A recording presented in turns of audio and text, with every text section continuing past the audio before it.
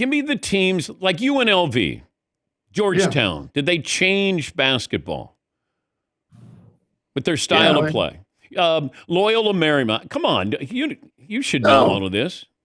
Paul Westhead was unique, and he coached that way, and he coached that way in women's and won championships. Championship for the Lakers. He won a championship in the WNBA. People don't know that. It's a little known fact, but all he did was run. And it really didn't work overall, I don't think, but it was unique to him. John Thompson had a style at Georgetown, physical, tough.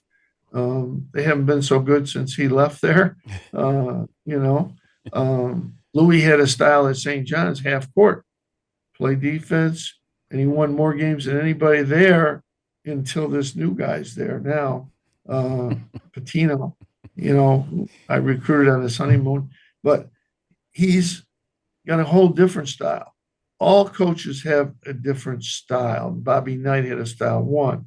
Dean Smith had a more multiple style, more different things. Roy Williams coached like that.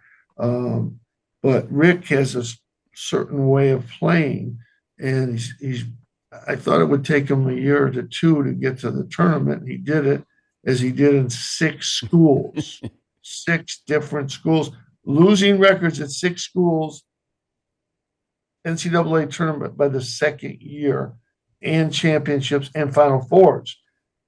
He's probably the best coach of getting the most out of players in the history of basketball. He can take anybody and get them to play.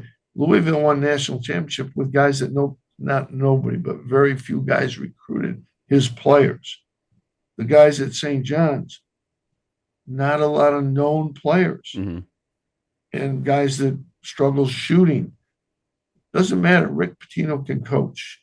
He'll be coaching when you and I are retired. Well, I tried to explain Rick Pitino. It feels like, when he was at Providence and Billy Donovan is playing and he had guards, they were shooting 3. Like he was ahead of his time with that. Yeah. Well, he was ahead of his time in terms of practicing. They worked out in the morning. They'd come back for individual instruction during the day, and then they'd practice, and then they would do study table, and then they would shoot foul shots at night. Wow.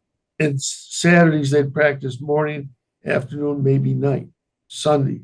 You can't do that today. I mean, theoretically. Not supposed to. But it was intense. The coaches worked out. He pushed, and he still pushes. He demands everything from his players. His 3-hour practice is as intense as anybody's ever, and he does all phases of the game. And he understands the game. He sees the game better than anybody that I know in terms of coaching 24 hours a day. And he still probably is right on the limits of the hours in practice. Let's don't get him in trouble here. No, he's unfound the rules. But I mean, but do you put him up there with Coach K? Do you put him up there with John Wooden? Well, John Wooden's by himself.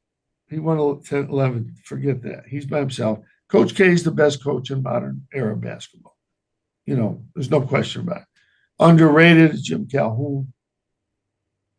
Media people didn't like him, so they don't talk about him.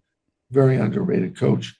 Danny Hurley's an up-and-coming guy in that category. But for a guy to take any team, any players, the furthest, it's Rick Pitino. No doubt in my mind.